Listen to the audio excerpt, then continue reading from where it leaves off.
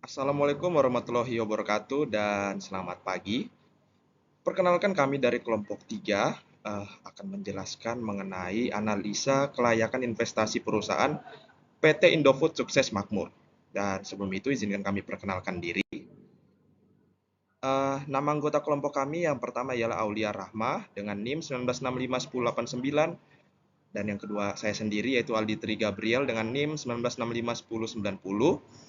Kemudian ada Elizabeth Efrem dengan NIM 19651099 dan yang terakhir yaitu Lukmanul Hakim dengan NIM 19651111 dari kelas 7D Akuntansi Manajerial. Yang pertama saya akan memberikan topik pembahasan. Yang pertama ada profil perusahaan, yang kedua ada deskriptif usaha atau pabrik Indomie goreng, yang ketiga ada deskripsi produk Indomie goreng, dan yang keempat struktur organisasi PT Indofood Makmur. Kemudian selanjutnya ada proses pembuatan produk, kemudian yang keenam keunggulan usaha dan produk Indomie goreng. Selanjutnya ada aspek non keuangan dan yang terakhir aspek keuangan. Yang pertama saya akan menjelaskan mengenai profil perusahaan. Perusahaan yang kami ambil yaitu PT Indofood Sukses Makmur yang dimiliki oleh Salim Group. Jenis perusahaan ini yaitu perseroan terbatas atau PT, kemudian industri atau jasanya yaitu makanan, dan perusahaan ini didirikan pada tanggal 5 Februari 1994 dan kantor pusatnya berada di Jakarta. Kemudian produk yang kami ambil yaitu Indomie. Kemudian perusahaan ini memiliki slogan yaitu Indomie Seleraku. Dan kalian bisa melihat di situs webnya yaitu di www.indofood.com. Kemudian saya akan menjelaskan mengenai deskripsi usaha atau pabrik Indomie goreng ini. PT Indofood Sukses Makmur, TBK, merupakan salah satu perusahaan besar yang sangat terkenal di Indonesia. Perusahaan ini bergerak di bidang pengelolaan makanan dan minuman serta memiliki cabang hampir di semua daerah di Indonesia. Dengan mencanangkan suatu komitmen untuk menghasilkan produk makanan olahan bermutu, aman, dan halal untuk dikonsumsi. Aspek kesegaran, higienis, kandungan gizi, rasa, praktis aman, dan halal dikonsumsi senantiasa menjadi prioritas Indofood untuk menjamin mutu produk yang prima. Indomie goreng yaitu mie instan tanpa kuah yang sejenis dengan mie goreng tradisional yang bisa ditemui di restoran-restoran atau penjajah makanan di pinggiran jalan di Indonesia. Mie instan ini bisa ditemui di supermarket atau pada toko-toko grosir di Asia Pasifik dan jaringan supermarket lokal lainnya. Setiap kemasan mie goreng mempunyai berat bersih atau neto 80 gram dan mengandung 2 bumbu saset yang terdiri dari bumbu dalam, bubuk, dan cair.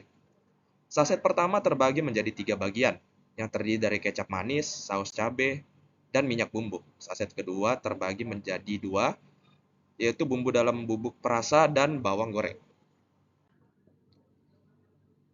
Berikut adalah struktur organisasi PT Indofood Sukses Makmur.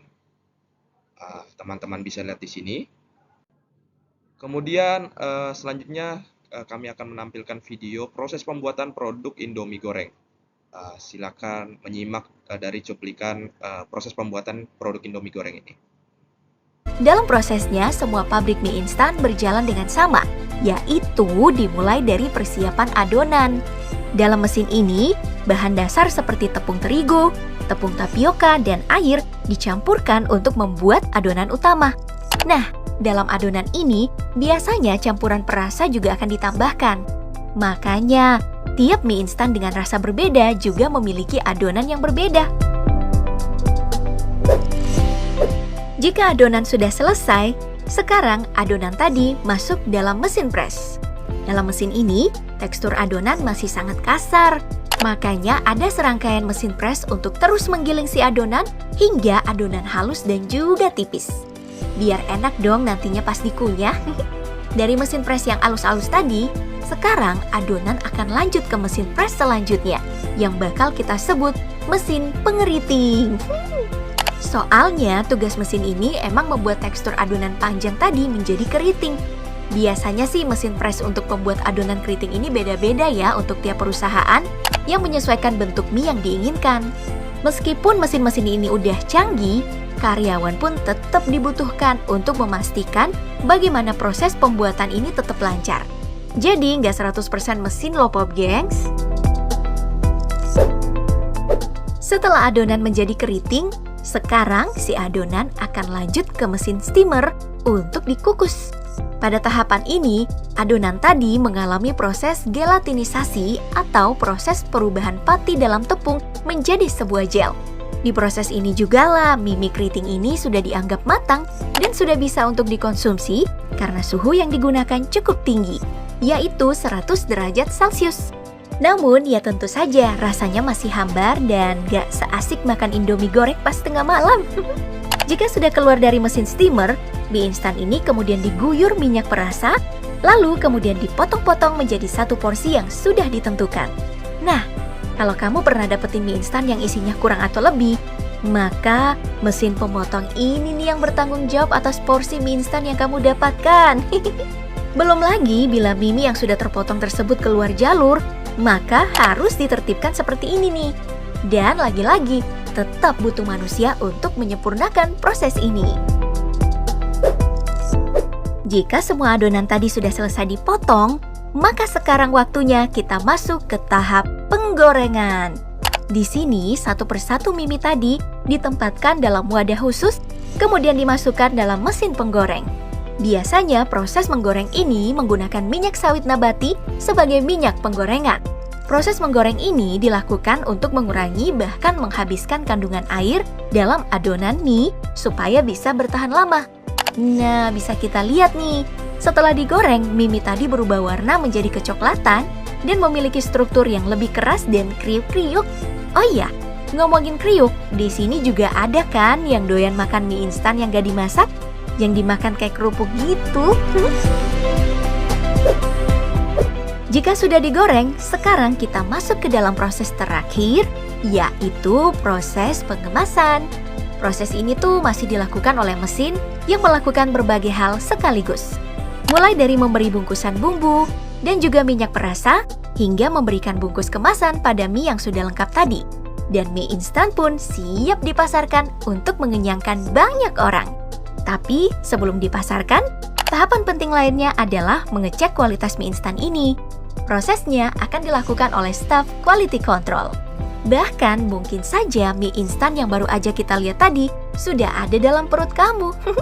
Jika ditanya mana mie instan yang paling kamu suka, kira-kira kamu bakal jawab apa nih? Sebutkan jawaban kamu di kolom komentar ya. Sekian dulu DP proses kali ini. Sampai jumpa di video berikutnya. Kemudian selanjutnya ini adalah gambar dari produk yang kami ambil, yaitu produk Indomie goreng. Keunggulan PT Indofood sukses makmur. PT Indofood adalah salah satu perusahaan di Indonesia yang memiliki keunggulan kompetitif di bidang makanan. Dari sekedar perusahaan produksi mie instan, PT Indofood berevolusi menjadi perusahaan total food solution. Integrasi produksi yang dilakukan Indofood memang menjadikan mereka cukup sulit disaingi oleh pesaingnya di industri ini.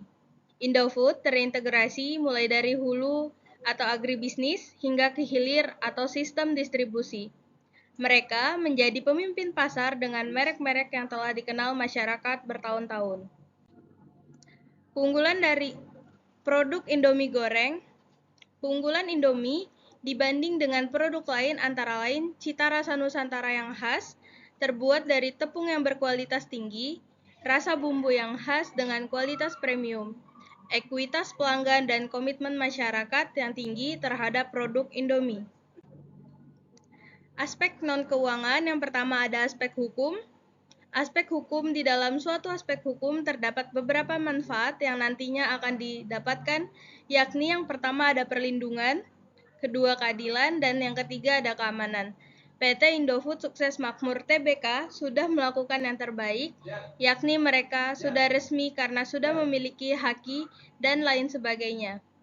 Lalu, selalu menegakkan keadilan dalam suatu usaha maupun pekerjaan, dan kondisi mengetahui bahwa tugas hukum adalah menciptakan kondisi yang baik agar setiap kegiatan dapat berjalan dengan aman dan lancar.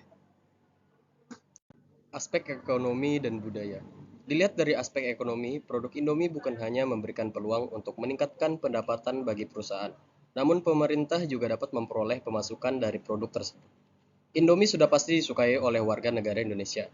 Namun perlu diketahui bahwa prestasi Indomie di berbagai negara memang terang benderang dibanding merek-merek lokal lainnya.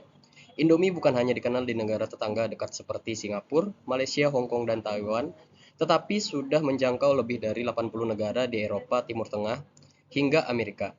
Ini menandakan bahwa Indomie disukai pada orang-orang budaya asing. Aspek pasar dan pemasaran. Yang pertama, produk. Brand name yang digunakan adalah Indomie. Satu bungkus Indomie standar memiliki massa 85 gram dan terdapat 2 saset berisi 5 bumbu-bumbuan yang disertakan yaitu kecap manis, saus sambal, minyak palm, bubuk perasa, dan bawang goreng. Indomie juga tersedia dalam versi jumbo dengan massa 120 gram.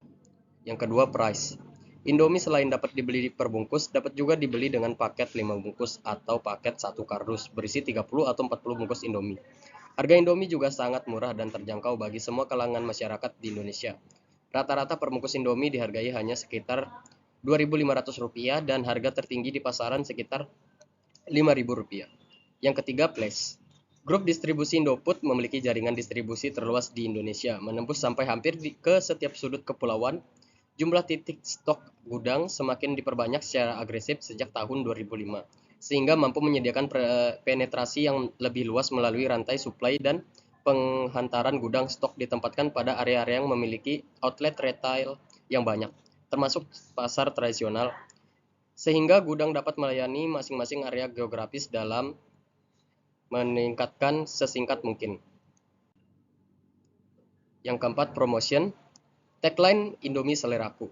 Iklan billboard, iklan TV, sponsor acara, dan yang terakhir event, Indomie menggelar ajang membuat lagu jingle. Tentang strategi menghadapi persaingan, Indofood akan menerapkan strategi mastering the present, preempting the future. Strategi ini antara lain fokus kepada organic growth, memanfaatkan competitive advantage melalui scale, scope, spend, dan speed.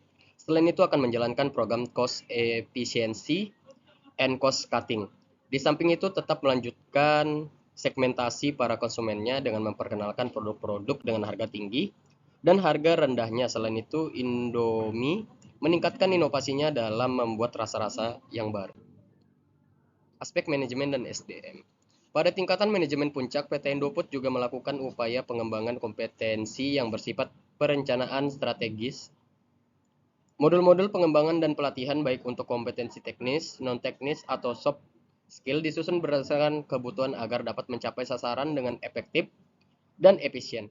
Upaya pelaksanaan pengembangan SDM dilakukan dengan berbagai metode untuk meningkatkan kompetensi secara optimal melalui dari workshop, seminar pelatihan di dalam kelas maupun lapangan, pelatihan dalam kerja, on-the-job training, penugasan ke jabatan lain atau terlibat dalam proyek, bahkan promosi ke jabatan yang lebih tinggi, dengan mempertimbangkan kompetensi dan potensi karyawannya.